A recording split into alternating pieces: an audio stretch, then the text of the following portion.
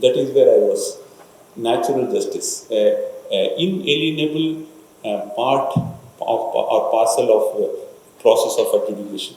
You have to follow the principles of natural justice. If I ask here, 100% of people will say we know natural justice.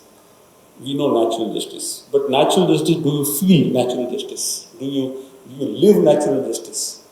Do you really implement it in your this thing? So that is why even within the statute, it has been incorporated that you have to give hearing, you have to give show cause notice, you have to put a person to notice that this is what is the thing we are contemplating. So that stage is over show cause notice. Show cause notice should be fully comprehensive and it should be all containing. It should be having all elements. Then comes a hearing. Now, hearing again, the taxpayer can say, I want a hearing, he can give. He can say, I don't want a hearing. But if they say, I would like to be heard, you should hear him.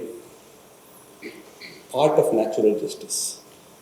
And you say, okay, PH.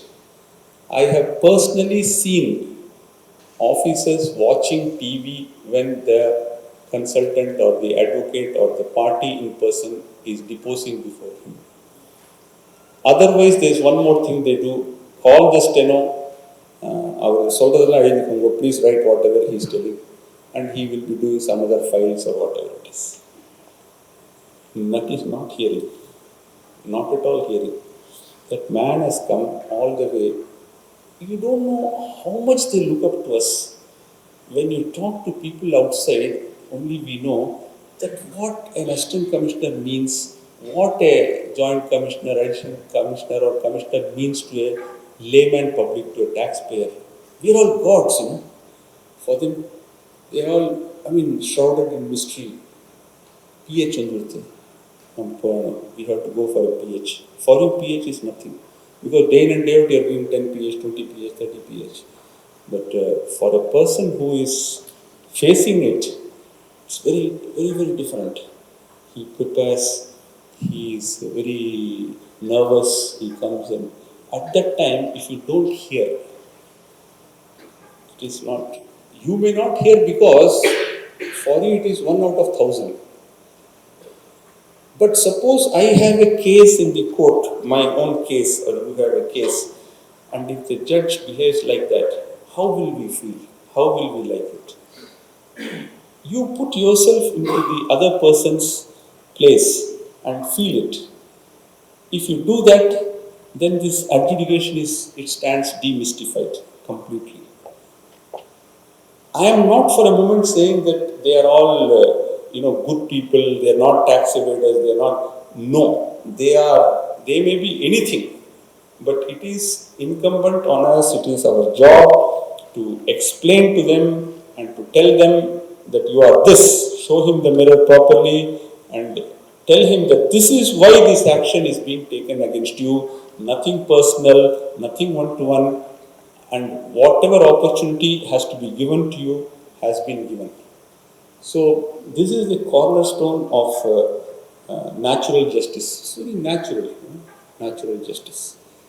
And that leads us to the other areas of hearing.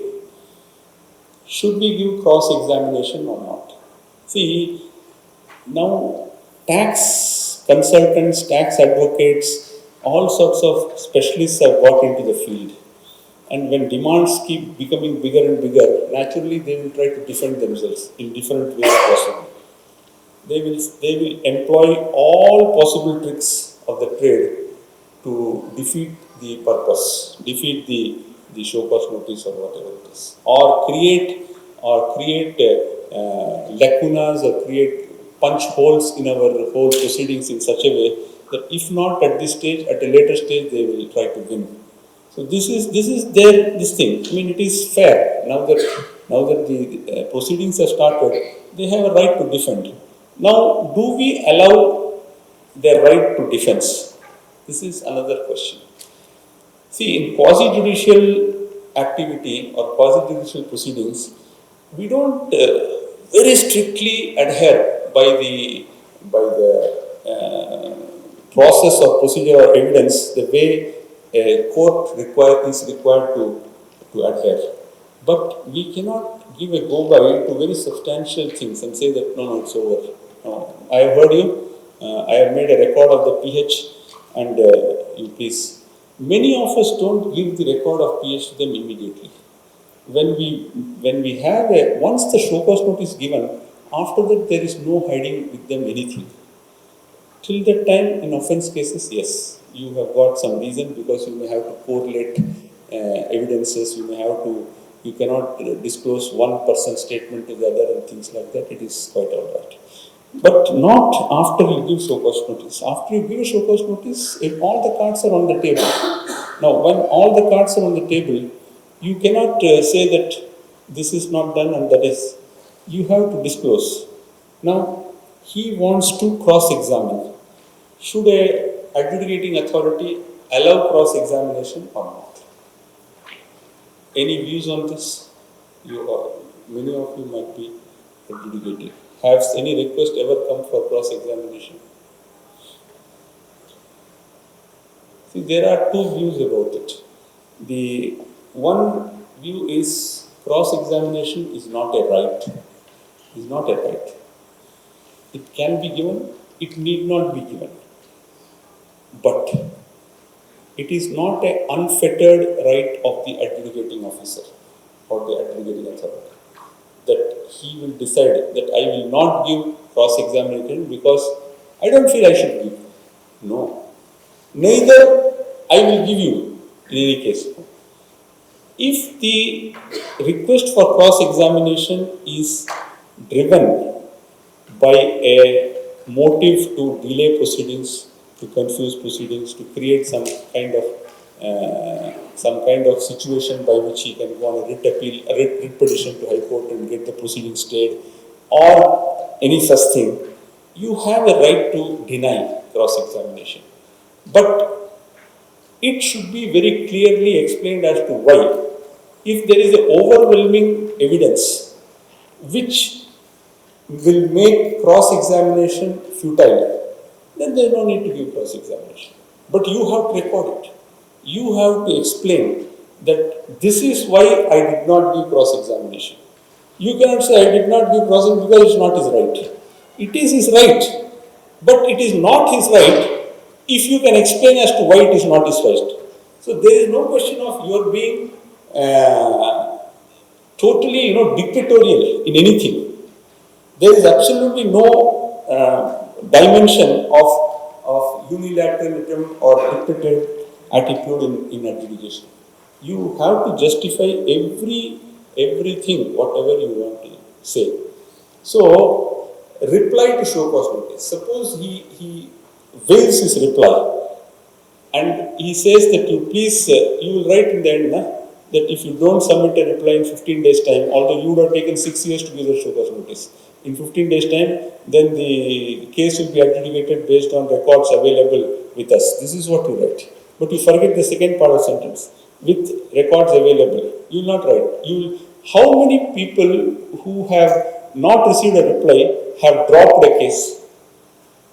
Not received a reply, if suppose the taxpayer says that please adjudicate based on the records available with you, how many will drop? I mean, that is where the adjudication really gets demystified. If you are dropping a case where there is no reply, that means you have applied your mind. That means you have gone through all the records which is available in a fresh way, in a manner where both the views are taken into account. You have weighed the evidence of both sides. You have conjured in your mind as to what that person's defense will be. You play the chess from both sides. That is what is required of you. That is what you have committed by saying that I will pass orders based on the records available on the file. But you won't. You will call your junior officer or whoever is there adjudicating person in the section and tell, please prepare an order confirming the demand. Okay.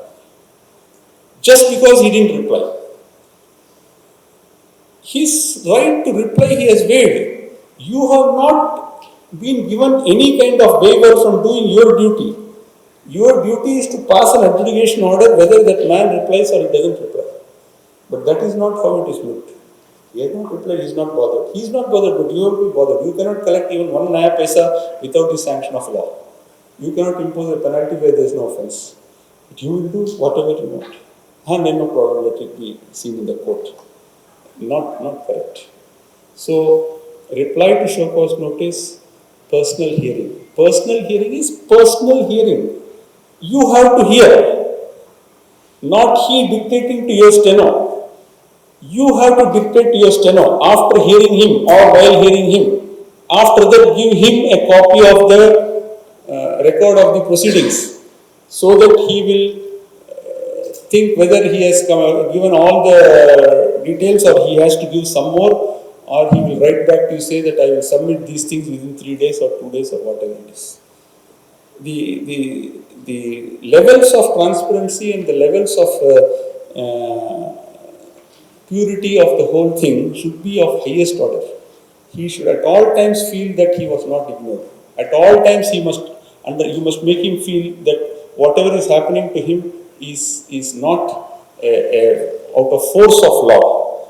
It is out of his duty to comply with the law. You have to make him comply in a transparent way. So that is about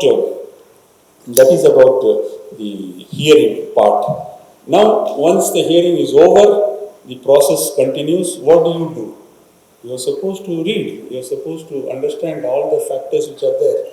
And in doing so, what are the things that you have to take into account? You have to weigh the evidence which is available from the department side in show cause notice, from the reply. Then you have to do original work in checking if any other notification, circulars, public notice or whatever is there which is supporting the show cause or supporting the defendant or supporting the taxpayer, and bring it on record, because original authority, appellate authority and tribunal, all three are fact-finding bodies. I don't know if you are aware of this, but you must have come across this term. They are all fact-finding bodies, fact-finding entities. Now, fact-finding is a kind of original work. You have to find the facts. You have to put yourself, you have to understand the investigation or the inquiry in its totality, and you have to find facts which are required to adjudicate this case. Now, this is not what we talk when we go to High Court. In High Court, they don't listen to new facts. They don't listen to new introduction of new circumstances. That part is over. New facts can be brought out even by the adjudicating authority himself. He can also appreciate new facts. So he has to find facts. He has to find facts. And while finding facts, he has to be balanced. He should not take one side and say that this is the fact. If you have found a fact which is adverse to the party after hearing, you have to call him back and say that this is what I have found. Do you have anything to say? Till the order is passed, there is absolutely nothing that can be one-sided. So, this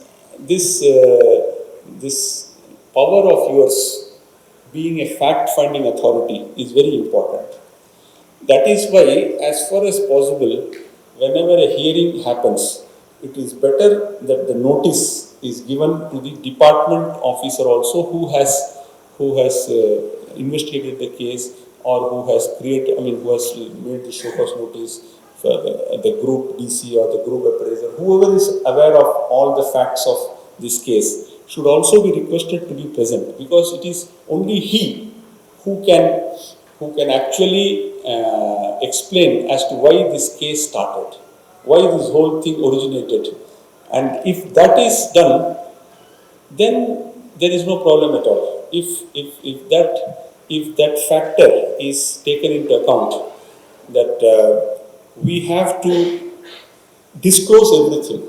So as a fact-finding authority, you will have to find the relevant facts, and whatever adverse facts are there, please intimate that these have been found, please reply. So this is your this thing.